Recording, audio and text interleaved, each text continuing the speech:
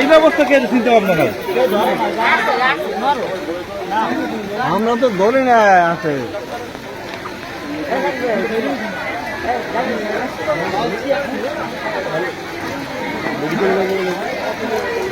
হাসানের চাষি আমি চিল্লে শূন্য ঘরে গেছি যাই দিয়ে ওর বাবা পিঠে আর ওর মা ধরতে বইছে।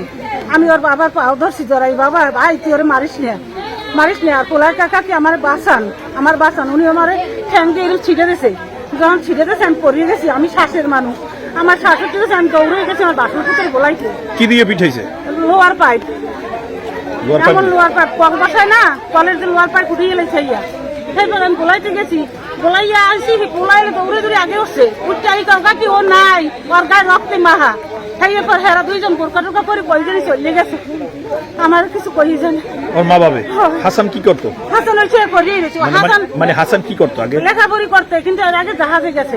মানে ঘরে ঝগড়া হয়েছিল, সে ঝগড়ার পর মারামারি হয়েছে? হ্যাঁ হ্যাঁ ঝগড়া হয়েছে, মারামারি হয়েছে। ওর মার নাম কি? হাসানের মার নাম ইনাজুল বেগম।